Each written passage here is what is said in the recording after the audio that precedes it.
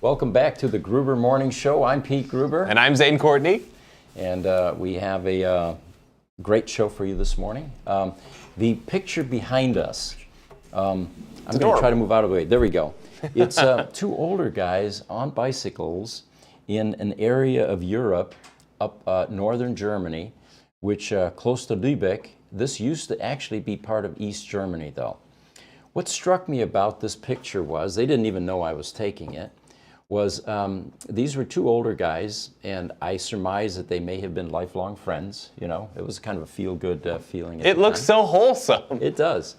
But the most important part is this show is about transportation. It's about alternative energy. And you know what? That previous generation had it nailed. There is no fossil fuel emission that's occurring with these bikes. And a lot of folks from that generation couldn't afford cars, especially in Europe or parts of Europe. So this was a common mode of transportation. The other thing is, if you look at the bikes, they're not BMX racers. They're not sports bikes, mountain bikes. Yeah, they are truly a mode of transportation with all of the correct lights on them and all of that. And, you know, more than likely, they've had these bikes for many years or even decades. We were just talking about how in various parts of the world, this form of transportation is still dominant, very much so. Ever go to Amsterdam? You know, Amsterdam, number one. Lots of bikes there.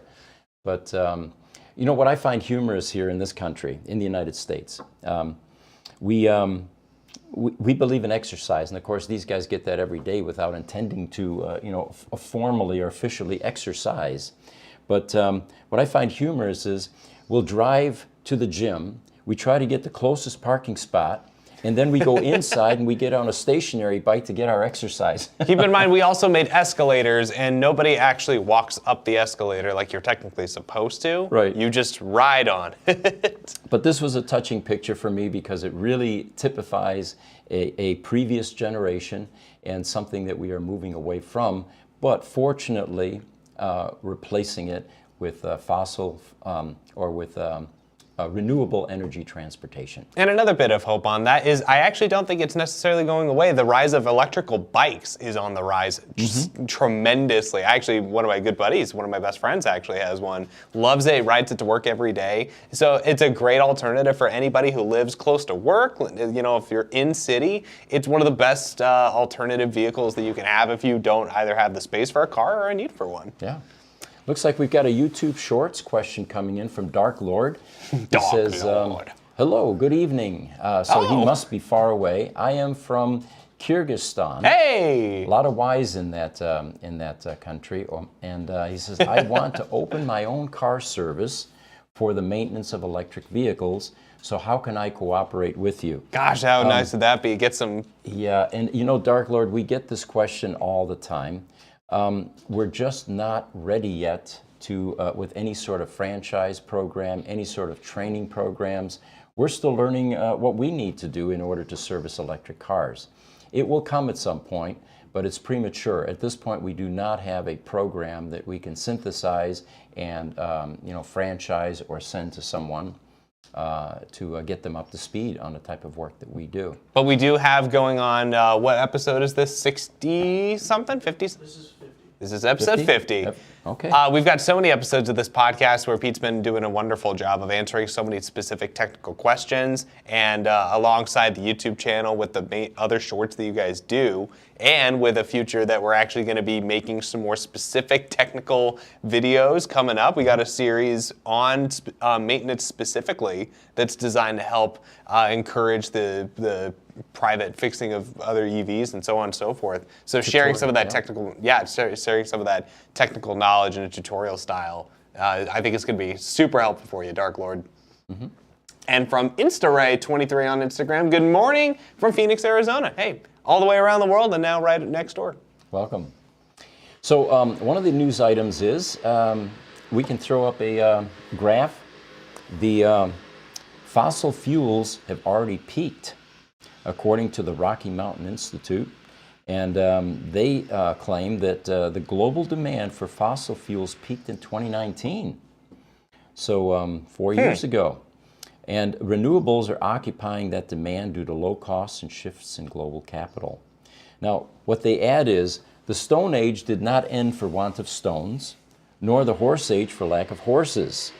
The fossil fuel age of hunting for finite fossil fuel stocks is giving way to the renewable age of farming infinite renewable flows. Superior renewable technology is winning the battle for the future of energy. And it's time to recognize this key turning point. You know, I was just listening to a Climate Town video, a great channel that kind of goes more into the specifics of what that actually looks like. And what's interesting to me is that right now you've got kind of, there it is, there's a good graph. Right now what we're kind of looking at is when it comes to renewables, you know, the argument is that, well, they're just intermittent, you know, they're not always on. We see these with brownouts in California and so on and so forth. Most of the time, and what we're seeing an increase of is a solar or wind technology that's going straight not into the grid, but into batteries. So it's battery storage that can provide for those moments where it's not directly coming from those sources, and that way you have these battery packs. And that's why I'm so excited about that initiative that Rivian's taking on, where they're using their own car cells that are out of commission as these external battery storage areas. So it's cool to see that, you know, there's going to be so many alternatives to just fossil fuels in the future. What they add is electricity is the largest demand sector for fossil fuels. Yep. It all comes from coal. And the myth of clean coal. Again, Climate Town. Great video. Check it out. So the Tesla Model 3, they say, has never been more affordable when you factor in the massive levels of inflation seen since 2020. Following the recent drop, the electric sedan now starts at $43,990. And it's a little bit higher after delivery, of course, but... and that's actual purchase costs, because on Tesla's website, they'll have actual purchase costs and they'll have potential savings. And I was on the site last night, actually, just for checking it out. And they actually now, by default, go straight to the purchase price. They used to be, they would show you the potential price first. And now they're, so I would say a little more honest to be like, well, this is what you're actually paying out of pocket. But given the price of gas and so on and so forth, this is what you could save. And so, and it's thousands of dollars, you know, when it comes to energy and so on and so forth. So with this Model 3 pricing, around $45,000, when you throw in the $7,500 tax credit in the U.S., that brings that price down to about $38,000 after delivery. For a brief time, I don't know if you recall, but in 2019 and 2020, Tesla was selling the Model 3 for $35,000. There was no tax credit back then, though. And the manufacturers had to have made less than 200,000 EVs to qualify for that. Of course, now we've exceeded that. But the production limit has since been capped, and new rules are being introduced for 2023. So it looks like the government is also promoting the conversion to electric vehicles. Which is ironic, because there was a period, you remember, where they were somewhat hilariously anti-Tesla during 2020. And Tesla specifically didn't qualify for many of the federal tax credits that other legacy automotives did. And now things are kind of sort of evening out. You know, you still got your federal and state credits here and there, depending on the manufacturer. And Tesla's coming to just say, well, we've got the inventory. Let's just go ahead and drop the price 20% across the board. And we can still have the highest margins across the industry. And so they did. And we'll talk later in the program what impact that had on sales. Yes. Quite impressive. Looks like a couple of questions coming through. From Apple user stringing numbers on TikTok. What are we talking about? That's a great question. We're talking about alternative energy, electric vehicles, and topics that our audience chooses to have us answer and talk about. Which brings us to the next one from LinkedIn. Must be new. LinkedIn, Dennis Hernandez-Granda. Why the sunglasses? We are going to release a video soon that will reveal the secret behind the Gruber Motor Company video sunglasses. It's been long promised, but we assure you it is coming. As a matter of fact, Pete, we recorded it yesterday, right? We did, yes. That's right. Yeah. We had an impromptu podcast yesterday. A vendor came out, Benpack, who is the world's leading automotive lift manufacturer or producer. And we ended up talking about a number of different projects that they're working on, including an electric vehicle battery lift and drivetrain lift or drivetrain system. And anyway, one of the questions that was asked is, why didn't my co-host yesterday have sunglasses? Well, the instant that question came through, he put sunglasses on. And we encourage those of you that are watching, put on sunglasses yourself while you're watching this, and maybe, just maybe, you'll begin to see why we're doing it. It's a good time and good vibe. I'm so excited about that, being able to finally come out. But it's also great to see that we've got some new engagement. Thank you guys so much for coming. And as always, please be sure to keep sending us your questions. We love getting to answer all of these, and we answer them live. We do as many as we possibly can. So be sure to tell us where you're from, tell us your question, and keep involved. If we don't get to your question in the show, we're bound to get to it in the next one. So please be sure to keep leaving those questions. From Hotshot on TikTok. We've got a good morning from Dallas, Texas. Welcome, Hotshot. The Hotshot, sorry, get that name right. So, another news item. EV charging at apartments is a problem for most people. Or non-existent in my case. A lot of times non-existent. We've got two guys here that are in apartments and they don't have charging infrastructure at their apartments. Now here's a statistic that blew me away. 44 million Americans live in apartments. We'd love to get those people to drive EVs and convert from fossil fuel burners. So there is a company that has emerged, and like any business opportunity, somebody's going to see it and then find a way to solve a problem. Well, the company that we're talking about is Amperage Capital. They are an infrastructure investor, and they launched a fund to accelerate EV charging deployment for apartment communities and residents. CEO Farouk Malik shares why the fund was established, saying, currently over 90% of electric vehicle owners charge their cars at home. However, apartment residents often have to share charging stations, which can lead to frustrating customer experience and prevent them from fully benefiting from electric vehicle ownership. To address this issue, we believe that apartment residents should have access to designated home charging spaces rather than relying on charged or shared charging stations. So what they're working on is providing individual spots for residents, which can cost 10 times more than the shared ones. But like any business opportunity, this investment group is going to provide return on investment by charging for these dedicated spots. So although it may cost you the convenience of being able to charge and have a dedicated charging station available anytime you pull into your apartment is coming. Mm-hmm. A couple things on that is you've got so much opportunity in there, and it's kind of shocking to see, why not more people are already jumping on this. And the reality is that the return on investment is fairly slim in most cases. It's hard to sell energy for a profitable cost when you're not the guys actually generating it per se. But at the same time, EVs are really meant for people that kind of live in apartments. Apartment dwellers are usually in cities, closer to downtown, and that's the best spot to have an EV as you're driving throughout town. So it's a weird irony that we have where the people who are most satisfied with owning an EV aren't even necessarily their main consumer base. Mm-hmm. And of course, it goes without saying that the cost for these dedicated stations to keep with the reason for EV adoption is going to have to be less than your cost for going to the QT gas station to get gas. And that's what's so exciting is that, you've got people who are willing to privately subsidize this sort of thing so that can happen. Mm-hmm. So, hey, great stuff to look forward to. So Alex M., briefly there, said, great show as always. Thank you, Alex. Thank you. We have another question here. It's scrolling in for us.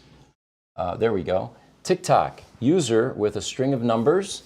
These rock stars in their sunglasses. Yep. And then YouTube, Alex W., he says, I always wear sunglasses when I am partaking in 420 celebrations. Hey. Well, there's another reason for our sunglasses, right? I think one of the best recent ones for the reason for us wearing sunglasses was that if we weren't wearing them, our laser beams might injure the audience. Exactly. Yeah. No, it's all or the fact that we don't even exist. Actually, it's to hide all the code behind our eyes. Yeah. Pete, we got one from LinkedIn. He wants you to repeat the name of the EV investor. Oh, okay. The EV investor for someone on LinkedIn. It is a company called Amperage Capital, and they are infrastructure investors. The CEO is Farrukh Malik, Farrukh Malik.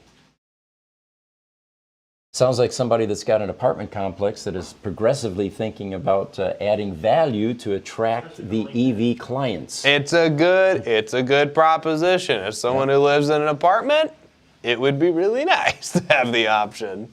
So yeah, boy, I'm excited to see it. Question comes up all the time, TikTok, the hot shot. Will this overload the electrical grid, especially here in Dallas where the grid failed last February? Mm-hmm. You know, there's a lot been written about the speculations and reasons for the failure with the electrical grid in Dallas. And I assure you that the authorities have taken precautions and put controls in place to prevent this from happening in the future. But the best answer I think we have, how will the electrical grid be affected by all of this proliferation of electric vehicles, is a video that we did a few months ago. You can see it on our YouTube channel.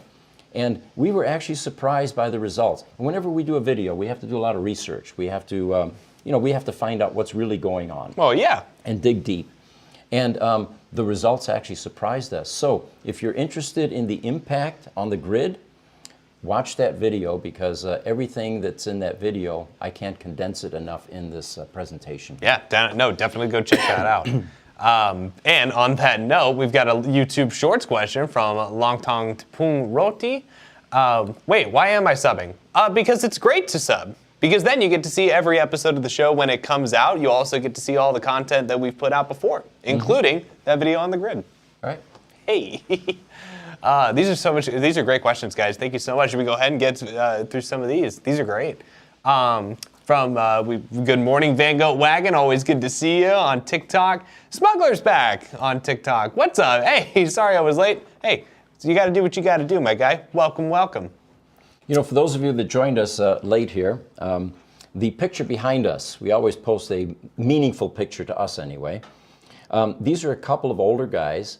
They don't even know I'm taking the picture. It's us in 10 years. Yeah, it was a portion that used to be East Germany up by the Baltic coast. And what struck me about the picture was a number of things. First of all, this is a completely different generation.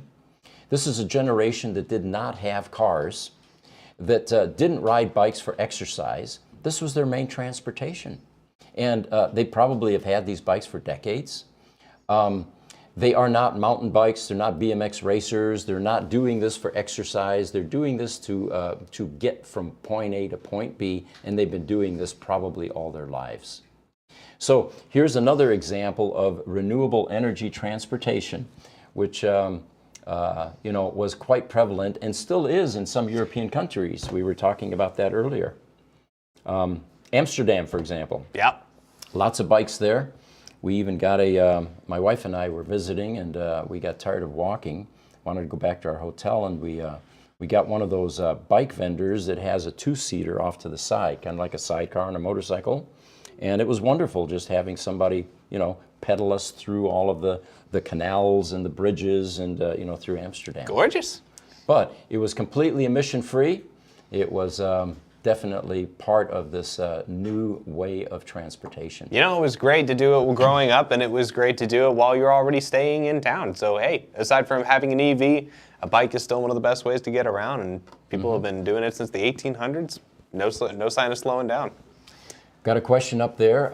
Do we work on anything other than Tesla's, a Gruber Motor Company? We do occasionally, but our 99% of our business is Tesla, and the fundamental reason is we are so busy just with Tesla and with Tesla Roadsters, their first generation cars. We've amassed an enormous amount of skills related to the first generation Teslas. And people recognize that, and they send us cars from all over the United States. And we work magic. We bring them back to life, actually, And so customers oftentimes avoid that $30,000 battery replacement until the cells actually are dying from age rather than an aberration or an anomaly. So TikTok, Smuggler, what are your thoughts on the sudden influx of used 2013 Model S vehicles that are now hitting the marketplace since Tesla lowered pricing, and is there any downside on getting one? Okay, hang on to that question because we've got a lot of information there. Yeah, should we go ahead and jump into that? Let's jump through that. All right. I also want to know more about this because I've been just window shopping for used Teslas for a little bit now. So here's a headline, fairly new. Nearly 70% of CarMax's Tesla inventory disappeared in 3 days. People are taking advantage of the two things: the lower prices with the Teslas and the government incentives, which is colliding to move a lot of cars. The great sell-off continues was another headline, and the graph definitely shows a steep decline in inventory, not in sales. Sales are going way up. To show you some of those statistics in terms of how much sales are improving, in China, for example, the prices have been reduced. The Tesla prices were reduced by 13%, but sales increased by 500% compared with the previous month. And this would have been December and January. No, Yeah. actually, Yeah. Okay, November and December. Oh, yeah. November going into December. Yeah, right. Into last year. So the intention that Tesla was aiming for was to reduce inventory, increase sales by year end, and it has certainly worked dramatically. There's a chart that we can throw up, guys. It's that black chart that shows the price drops of the various Tesla vehicles. There we go. Perfect. Oh, let me get, nice. Here we go. So there you can see the drastic changes that occurred. The Model S Plaid, for example, 136 basically, down to $115,000. Substantial decrease. Take a look at that chart, look at the prices, and it looks like Tesla hit another winner. You know, I was getting some report that I wanted to say it was around 20% overall was the major decrease, and it looks mostly to be true. I think especially for like something as high as the X Plaid or the S Plaid. That looks like it seems to be the case, about 20-ish%, maybe a little bit less, but it's still in that ballpark. And then what's crazy about this is the fact that it's also affecting the used market so much, because, you know, as someone who's been window shopping for these Teslas, just to kind of get a finger on the pulse in the market and things, you can almost find none of them. Not only because they typically hold their value pretty well, but because you can still get, you know, a 2013 to 2015 Model S sub 30K, which is an insanely good deal. A lot of them will still have their free supercharging, not all, but most, will still have that free supercharging carried over from their previous owners, still in good condition, very, very little battery degradation, still sub 30K. Blows my mind, so you can get that. And even a year ago, people were making the debate whether or not you should get a new Model 3 or an old Model S. I think it really just depends on the situation because they cost the same. Sure. And now with these new price changes, you know, both of them are even more viable because, you know, prices are coming down on those. So the final part of Smuggler's question is, and he's talking about the inventory of 2013 Model S vehicles that are hitting the market and with lowered pricing. Is there any downside in getting a 2013 or even a 2012 for that matter? Sure. You know, my opinion on that is, being in the service business, the 2012s, 13s, even 14s had some design problems. But any responsible manufacturer resolves those, and they resolve those under warranty.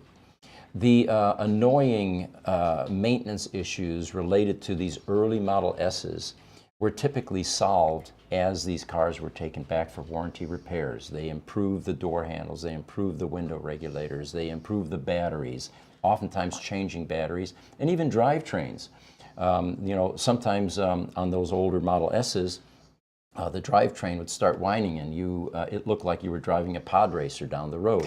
My wife drove one for 2 years that way. We just didn't want to change the drive. It was a cool sound. Like, I'm a Star Wars fan myself, but I don't know if I'd want to drive a pod racer. But so every day. my opinion on that is most of the maintenance has already been resolved on those older vehicles, and like you pointed out, with free supercharging, man, that could be a heck of a deal if you can pick up a 2013 Model S under $30,000. Yeah, even some 2015s. You can get a 70D for around, 28, 29.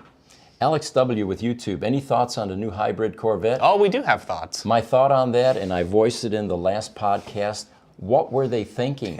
They created a Prius on steroids. I don't think they got that one right, and I think they'll figure it out fairly quickly. Here's part of the problem. You've reduced your maintenance needs enormously by going to an electric vehicle. But what if you have an ICE engine in an electric vehicle? Well, it's maintenance plus some for that EV portion. You double your problems that you could have. So that's my opinion on the new Corvette. Although they do look good. Did you notice that they finally figured out that they've got to get the Lamborghini look, the angular lines? It's all that mid-engine, the rear. Oh, and they look shape, cool. the scoops on the side. I mean, most of us growing up, we had a picture of the Lamborghini Countach up on our walls in the bedroom, car. right? Oh. And it was usually red, and then of course you had Farrah Fawcett Majors next to it. But those were iconic pictures, and it looks like, I was disappointed, and I have to voice this, although I love the new Tesla Roadster, right? Super cool. The performance is beyond anything we've ever seen. But France basically designs one way, and it kind of looks like a scaled-down Model S. What I really was expecting was angular lines, holes in the side of it, scoops, wings. Yeah. That's what a supercar is supposed to look like, right? With wild wheels with funny holes in it or whatever, We could see, if this Roadster sells out, which it inevitably will. Oh, it will, yeah, I'm sure. We could get some design cues from the Cybertruck. Yeah. And get some of that angularity in there. Hey. At least they didn't make it a four-door. Right. But they did put That's a what the rear seat in platform. it. Sports cars do not have rear seats, folks. It's a coupe. You don't need seats in a sports car, and if you try to put one in there, you make it larger than it needs to be, and if you try to keep it small, then your backseat occupants have no room. They don't like being in there, and you can't fit anything over 5 foot 8 inches into that rear seat. Maybe it's for the battery pack. Maybe they had a certain size pack, and they were like, well, we've got all this dead space in there. I don't know. One of these days, Franz and I are going to have a conversation about this, and that will be a topic that I'm going to bring up. Yeah, that would be awesome. Bobby Mark 43 on TikTok. Can't change my Mercedes and my Tesla without he can't swap his Mercedes for a Tesla with them going out like crazy. Yeah, it's a crazy hot. They're selling like hotcakes, and they're trying to pump those Q4 numbers, and they're doing it very, very effectively. Sure. Stuart McKee on LinkedIn. Thank you. Check out electricvillage.com. That's electric-village.com. Some apartment resident deal will reach out to Malik. Oh, excellent. Okay. Yeah. Sweet. Bill Wood on TikTok. We love Bill Wood. Oh my gosh.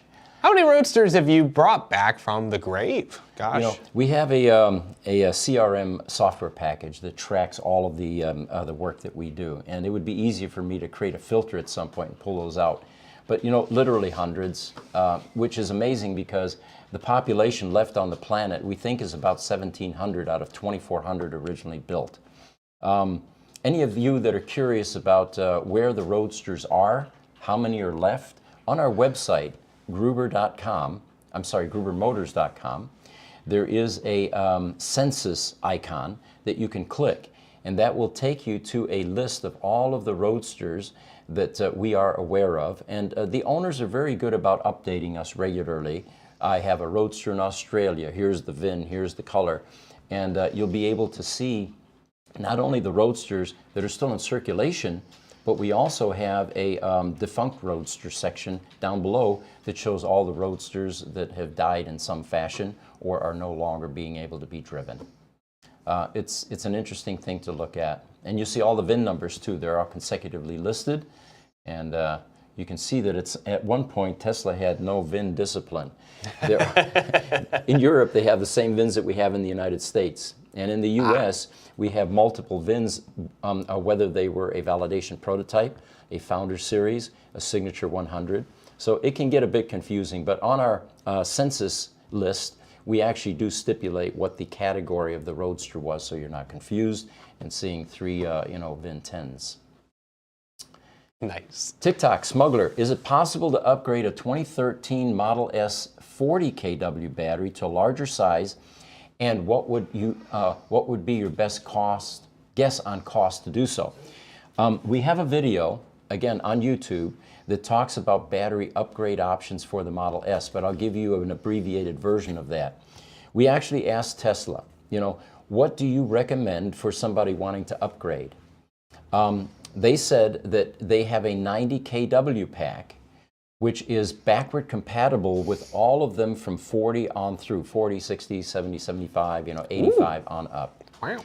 However, they do not allow or recommend a 100 kW upgrade if you had a smaller kW pack in your Model S. Fundamental reason, they said, is there are some changes, safety changes, airbag deployment changes, seat placement changes, suspension changes, and if you squeeze a 100-pound or 100 kW pack into a Model S that was not intended to have that, you're going to have problems with the warranty or taking it to a Tesla service center.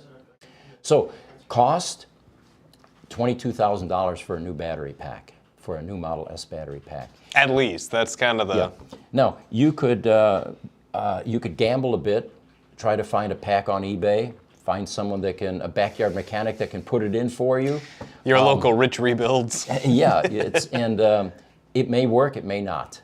And but anyway, to do it properly, it would be $22,000 with a 90 kW pack to upgrade your 40. And with that 40, you're probably not getting any range. What is it, maybe 130 miles range or something It's a grocery like getter. that? Yeah, basically, it's an around town car. All right. If that. Good stuff. What I think we have... precautions should be taken when when towing or hauling a Tesla? That's a great question. Yeah, there is on the screen, you can go into tow mode, and that's the safest way to do that. It's funny. This was a question I had because for whatever reason, people don't talk about that enough. Because when you think about electric vehicles, the misconception is that, well, you can't move them if they die because then the wheels get locked up. And sometimes that did happen. That doesn't happen anymore. Now, if somehow you ran completely to within 5%, 2%, let's say you're on a road trip and you get stranded, then what happens? The car will automatically unlock those wheels so that you'll be able to move that around and get that on a truck or even push it to the nearest charger, something like that. So we've got a picture I want to pop up there. The boat, guys. Love a good boat. An electric boat maker, Candela, has unveiled the first product emerging from the battery collaboration with a premium electric car brand, Polestar. It was announced in August 2022, actually. Polestar boat. And so far, it is the longest range electric boat to date. So this Candela C8 will use a 69 kW battery pack and DC fast charging technology from Polestar 2. It has an expected range of 65 US miles on a charge, a cruising speed of 25 miles per hour.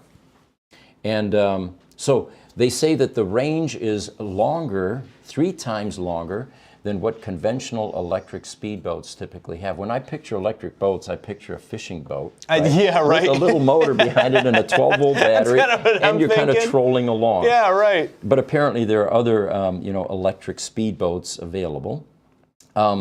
So in Europe, there is a premier boat sharing service called Agape. And they have fleets in several locations in Europe, from Helsinki to Mallorca. And they've shown that 95% of their members say that day excursions are less than 50 nautical miles. So it's less than 65 miles for the average commuter on the waterways. Hey. Now, the secret to the long range with Candela's boat, and you can see it in the picture there, is the hydrofoil technology. Flying above the waves on computer-guided underwater wings that greatly reduces water friction. So the C8, this Candela C8 electric boat, uses 80% less energy than conventional boats at high speed. It is incredible because you see this on a smaller scale. You see some of those hydrofoils that people can kind of bounce up and down on, like the little surfboards. And now they're motorizing a lot of those as well. And now we just have a significantly bigger version of that, powered by Polestar, no less. So the article continues. It says, with DC fast chargers, which pop up in several places around the globe, and we're probably talking about marinas because you're not going to be able to transport this to an inland, supercharger. You can go from Sweden, they say, to Finland in one day, or along the entire French Riviera in a few hours for a few euros or dollars worth of electricity. That's nice. Yeah. Wow. Hey, if you can buy a boat, you save immensely on travel costs. If it's something you got to do back and forth, get a boat. So we were talking earlier about this incentive that Tesla provided by lowering the cost of vehicles. Another headline was, nearly 70% of CarMax's Tesla inventory disappeared in 3 days. Well, we'd mentioned that before, and for those of you who don't know, CarMax is actually they're the owners, right? Or the founding company that made Carvana. It's like Carvana. Yeah. It is. Yeah. It's a competitor to Carvana. I believe it's a competitor, yes. Yeah, and it's so funny to watch because you'll look at some of these graphs on their inventory, and they've clearly been stockpiling on inventory for a long time in order to afford to be able to bring it down for a period. So you can see this changing graphs where the price or the sales are going up and up and up, and the stock that they have available just plummeted almost overnight. It's hilarious. Did you mention China's stats? Yeah, that 13% drop in price created a 500% increase in sales over the last month. And we're thinking that was December of last year. Man. It looks like Bill Wood has a good question. We can go back up a bit there. There we go. Has Gruber Motors ever contemplated building aftermarket batteries? Well, we work on it all the time. The difficulty is, at least with Roadster batteries, Tesla is selling a 1,000-pound cube battery pack for the Tesla Roadster for $30,000. There is no way in the independent space that we can find, at least, doing the spreadsheets and running out the numbers. We don't have the scale of economies to get the pricing of the cells down to a point where that $30,000, we can compete with that $30,000. So unless something changes from Tesla, A, they raise price, or they stop making the battery, at this point, independent companies like us are finding a very difficult time creating replacement batteries. Now, the future, though, is going to be not just Roadster batteries. We're talking about all of the EV platforms, and eventually there will be scale of economies reached and better battery technology that allow companies in the aftermarket space to make aftermarket batteries. There will be a range of options available, and what we'd like to see is that the EV batteries move into the same concept that the critical power world moved into 20, 30 years ago, which is scalable product, meaning you buy a 60 kW Tesla Model S, and then later on, you upgrade it with an aftermarket battery to whatever you want. Or you scale it back down. You've got 100 and you're more interested in performance. I think the Roadster guys would be interested in that. The Tesla Roadster is a little two-seater sports car. Nobody likes going 200-300 miles in a car that small, right? Yeah. No luggage room, Very rarely. It's a fast around-town car, So if you can shave 500 to 800 pounds off that car, your performance just skyrockets. And so that's another application for these aftermarket batteries and scalable batteries. Did you also mention that you do currently, Gruber Power at least, does currently have upgraded Tesla Model S 12-volt batteries? We do, yes. And the 12-volt batteries in a EV are, they work very hard. I think we've got a video on that as well. So they don't last as long as the 12-volt lead-acid batteries in an ICE type car. So we do have an upgraded version of that. We had our battery people overseas design a battery specifically for EVs. If you're interested, it's on our website, grubermotors.com. Speaking of the website, we've got a Facebook comment from Gary Mark. Hello again from Toronto, Canada. On the sunglasses subject, you guys should release a line of Gruber Motors sunglasses on the website. And actually, we are working on that, I believe. We officially can announce that, right, Jesse? We are working on it behind the scenes, still very, very early, tentative, but yes. It can, but Tentative and early, yes. it's tentative, but not impossible. Not happening. So good stuff. Boatwagon from TikTok. Is there any more talk about adding chargers to our infrastructure roads? Yeah, the Biden bill is actually providing funding. Here in the state of Arizona, for example, we've got, I think, $50 million worth of infrastructure improvements that the feds are paying for. And what they're doing now is all the interstates in Arizona are getting charging stations like every 50 miles or so. Very, very convenient, especially because the traffic going to California is super dense most of the time. Mm-hmm. And this is happening all over the United States. So, yeah. TikTok. Hot Rails Rose. The new Roadster needs the extra room where the back seats to allow for the optional cold thrusters. Oh, I didn't even think about that. Yeah, they're right. Yeah, we probably have tanks we need to put back there. Exactly. Or, you know, that will be cool. I love that that's still a thing. They're like, you know what? We still need to add rockets to the Teslas. And I agree. You know, my concern is we're getting into territories now where you're pulling G's to the point where blackout could occur. Absolutely. They do this. You can already do that in the Plaid. Yeah, you can do this with the jet fighters. It's a huge concern, you know. Yep. And yeah, we're getting there with these cars, which is cool on one hand, but could be dangerous on the other. You know, a word of caution, a sprinkle of caution. Now, TikTok. This probably leads us into this next question. Best must-haves daily is the name of this TikTok audience member. What do you think about all these new EVs coming out? Which is other cars than the Tesla, and is it a good car? Any other non-Tesla recommendations from you? You know, being in the business, I watch every single new EV that comes out, and I am astonished that every week there are half a dozen or so. Have you noticed that? It feels like it. Yeah. It's so hard to keep up sometimes. So what do I think? Well, I think it's in line with the overall goal, which is to replace fossil fuel burners and get some sustainable energy product out there, especially into transportation.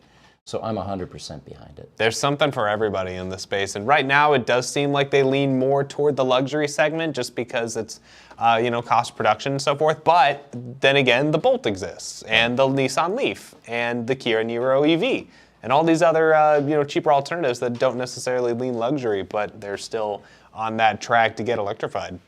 So TikTok, Robert NHRA. Good morning, guys. Good morning, Robert. And got a question. The next one coming through is just curious if you have ever met or caught Elon's attention because of your professional work. Yes, actually we have. A couple of years ago, for example, we found by reverse engineering the Tesla Roadster that there is a firmware bug. And we found out who the author of this Tesla Roadster firmware was, got his name, tried to contact him. Took us a couple of months or so because Tesla people are extremely hard to get a hold of. Let me preface that. We finally did. We talked to him and he said, guys, I have an NDA, non-disclosure agreement. I can't share anything with you. I shouldn't even be talking to you. In that world, there is a lot of intellectual property pirating and harsh consequences. The type of consequences where not only do you get fired, but you could lose your stock options, and nobody wants to lose Tesla stock options. So I asked him, I said, look, you being the author of the firmware, at least tell me who I need to get permission from so that you can talk to us. He says, I can't even tell you that. Well, I happen to have Elon's cell number, and I called him up on a Saturday morning and I said, look, Elon, here's the problem. This is going to help you. It's going to help us. We uncovered a bug. We need your help. Here's the guy's name. He needs permission to talk to us so that we can collaborate and see if we can get a fix for this bug. Anyway, he was very gracious and generous. He said, if you need anything else, let me know. I'll take care of it. Monday morning, I got a call from the guy and he says, man, you went right to the top. How can I help you? And we ended up identifying the problem and coming up with a fix. Incredible. I find Elon is very busy, and rightfully so. He's got so much on his plate. But getting his attention when you do, it is oftentimes rewarding. All right, TikTok Smuggler. Would it be worth purchasing a 2013 with a bad battery for $17K? No other issues. All I can tell you there is we had a customer purchase a Tesla Model S, a 2013, I believe, actually, with a bad battery for $10,000 in California. And he ended up sending it to us. We fixed it. He put about 7 into it, ended up with $17,000 in cost in the car. He ended up flipping it, and he sold it for $30,000 plus. 17 doesn't give you much wiggle room because of the price of the Model S's currently. Some of these are selling under $30,000. If you put a brand new battery pack in this car, you're going to add $22,000 to 17, and you can quickly see that you're out of the ballpark in terms of being able to resell it. Now, if this is a car that has intrinsic value for you, it's a early VIN, it's a color that you've wanted all along, I would say that's probably not a bad price. But if you're looking to flip it, I don't think you're going to make anything on that based on that price. From Trucker Alistair on YouTube, greetings to you guys from Canada. I'll take Pete's classes, he says. Okay. There you go. So guys, Getting when we get style our cues. swag together, we're going to have to get this look and feel here. We've got at least one customer that would want these. We got the sport look and then the aviator look. That's awesome. TikTok, Van Goatwagen, talking about chargers that are actually integrated into the roads and blacktop, pass over and get charged. Oh, we've talked about that. Yeah. That concept is what's called inductive coupling, and it's what the electrical world runs on. What I mean by that is, in the world of alternating current, you can step up and step down voltage. And the way that's done is you have 2 coils, and you have a magnetic field between them.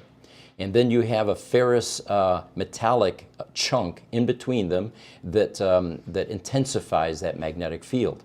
What happens is, as the sine wave goes up and down, plus and minus, that field grows and collapses, and as it grows, it cuts across the other side's windings, and as it collapses, it cuts across the other side's windings, inducing a current and a voltage.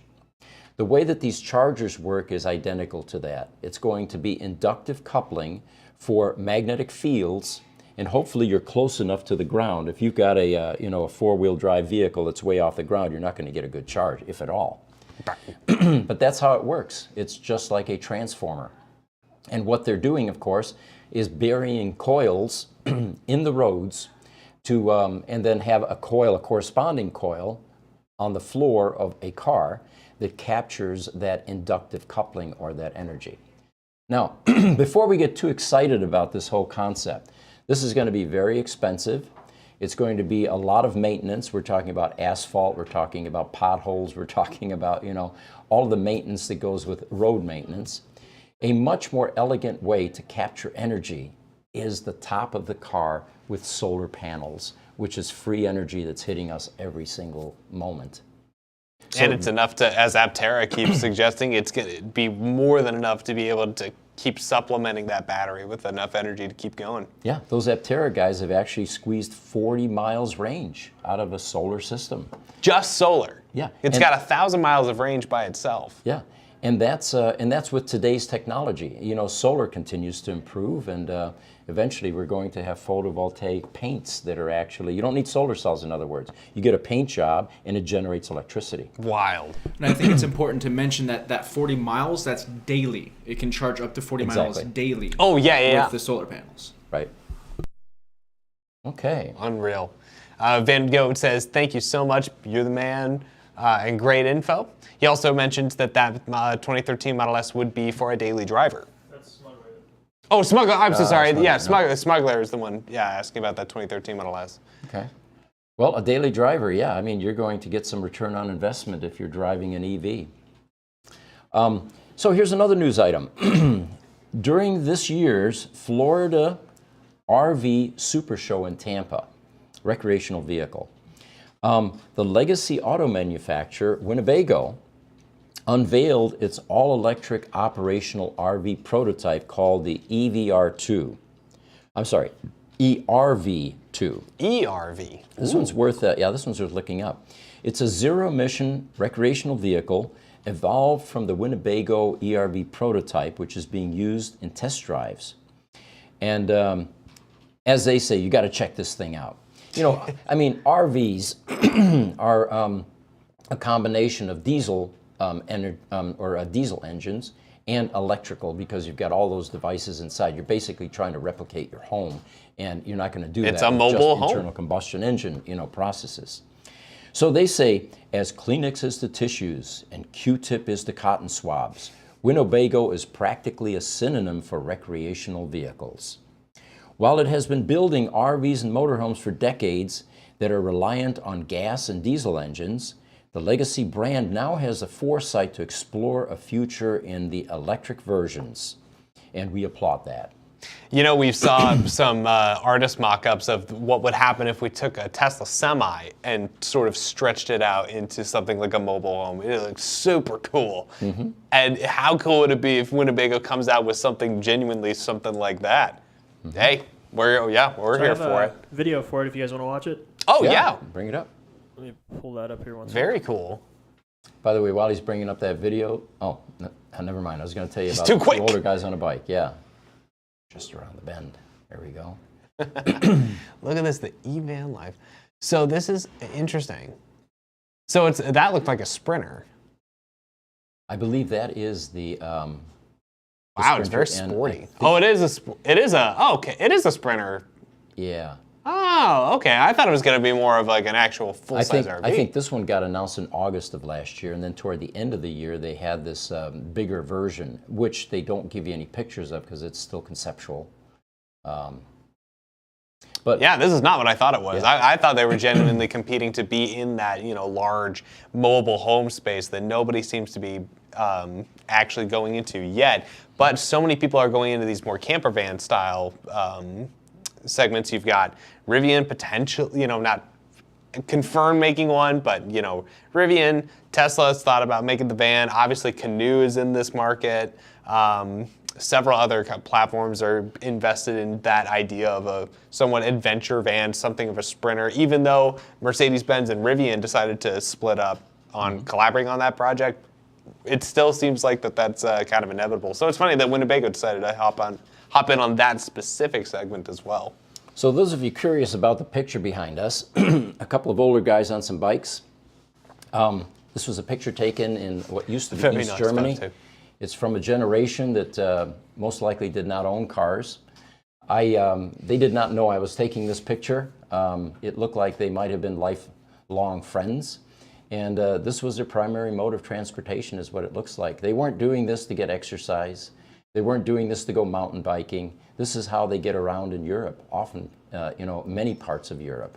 Pete? And it is completely emission-free. Yes. So we're at 58 minutes. Hey, 58 minutes, okay. All right. Got a few more questions, and then we can wrap up here. Let's do it. From TikTok, from Asterixter, the ideas about inductive coupling were rejected years ago. There's no money in it for them. It is expensive. Trying to find funding, yeah, I could see that would be a big challenge. And then YouTube, Trucker Alistair, Pete's glasses with signed autograph, please. Oh. Okay, so when we send out swag, we'll have two options. We'll have the autographed version. The and just signature edition. Yeah, the signature edition, yeah, that would be cool. Whoa! Right on. Saliba Simon on Instagram wanted to ask if you're doing any online training. Now, we kind of talked about that a little bit ago, but yeah, you wanted to talk any more about that? The expansion of our YouTube channel is tutorials. And yes, we get asked this question so often. Can we train? Can we franchise? The simplest way for us to move into that space is to begin to do videos for certain types of service activities. And we are beginning to put together the format, the outlines, and the scripts for that. So eventually, you'll have a section on our YouTube channel where people can go to, how do I change my 12-volt battery on a Model S, without burning up the car? So it is coming. It's just not here yet. Great stuff. Luck Dragon on YouTube, do you prefer to interact with the actual engineers from Tesla, or is there a real reason to go through Elon, even though he's the only financier of the company? Well, he's not the only financier. In this particular case, Luck Dragon, no one at Tesla would have given us the information without clearance from somebody at the top. And so that's why I went to Elon. What we find is that with their first generation cars, the Roadster, 99% of the people that knew anything about that car at Tesla no longer work there. They're either retired, they've gone to other companies, attrition, or some of them were Teslanaires and they took their stock options and retired. If you were religiously exercising all of your stock options at Tesla, you would have hundreds of millions in the bank. So for us, it's very difficult to actually find people within Tesla. Generally, where our assistance comes from and our advice and collaboration is with ex-Tesla people that many times are working for other companies, retired, or sitting at home. And thankfully, they are very supportive. The fundamental reason is the Tesla community is very nostalgic about the Roadster. They realize that this was their first car. They realize that this is the car that started the EV revolution. I'm firmly convinced that without Tesla hanging in there, avoiding bankruptcy, and continuing to create or build a business that sends out electric vehicles, we would not have this EV revolution. We may still have that myopic thinking that GM was engaged in the 90s in the last century, is there is no market for electric cars when they crushed all the EV1s. Sad to think, but that could be where we are if it wasn't for the Tesla Roadster and Tesla's persistence in continuing with the program. So we find great support. We find very talented people out there in the industry and even within Tesla that oftentimes support and help our cause. I hope that answers the question. Great. Yeah, great answer. A couple questions from Mart on YouTube. You have a dealer license to buy the vehicles, not open to the public to bid on electric or ICE vehicles to resell. Now, let me see if we can understand that question. So, any the kind of simple dealer answer license? is yes.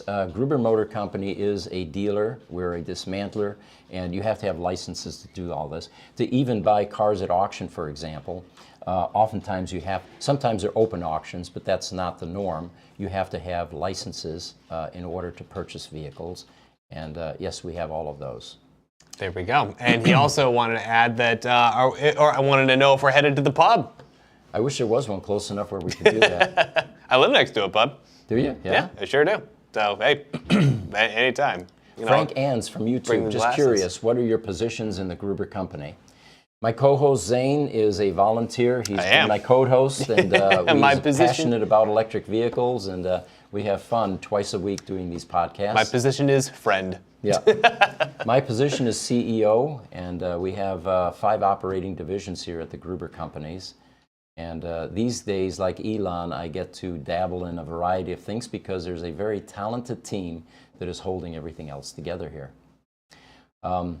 Van Goatwagon signed me up for the Gruber swag, certainly. We'll announce, of course, in these podcasts when we have all that. Mart suggested that you could actually use your laser vision that we're trying to hide to engrave the sunglasses. Oh, great idea. That would be even more meaningful. You take them off and you just kind of engrave it in with the laser vision. Laser engraved glasses, that would be like the extreme, the Uber Gruber signature edition glasses. Sure. I love that. YouTube, Christopher Korn. One would think that the electrification of large RV-type motorhomes would be very advantageous. Most RV parks and campsites are close together, a range, and equipped with 30-amp outlets. You know, the 30-amp isn't going to get you very far. In the early days of Tesla Roadster, people would drive their Roadster to campgrounds to get the higher rate charge. Right. Because at 120 volts, which is what you were charging in your house typically, it would take you almost a week to get a full charge. Right. 37 hours, I think, is what it was. What will happen is, as these EVs begin to, or these RVs begin to electrify, the infrastructure, people that have RV parks are going to put superchargers in place to attract the customers. So that, and of course, a much faster rate of charge than 30 amps. So once the product's available, you'll find that the business opportunities will mandate changes at the campsites. And we're seeing it. I always like to shout out Rivian because they're not only doing that with campsites, they're also doing it with adventure spots around the globe. So where Tesla is kind of in focusing specifically on metropolitan areas, same with EVgo and Electrify America. Rivian's also kind of getting us on those fringes as well. So, yeah, between apartments and RV sites, yeah, we're seeing a lot of huge expansion of infrastructure in that area. From TikTok, Timmy Smith 770, he says, so if I got cash but no license, it means you want to sell me a vehicle? Won't sell you a vehicle.